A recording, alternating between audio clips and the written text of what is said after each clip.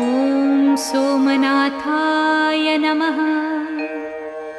ॐ मल्लिकार्जुनाय नमः।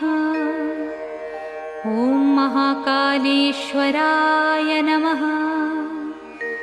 ॐ ओंकारेश्वराय नमः। ॐ वैद्यनाथाय नमः। ॐ भीमशंकराय नमः। ॐ रामेश्वराय नमः। ॐ नागेश्वराय नमः। ॐ विश्वेश्वराय नमः। ॐ त्र्यंबकेश्वराय नमः।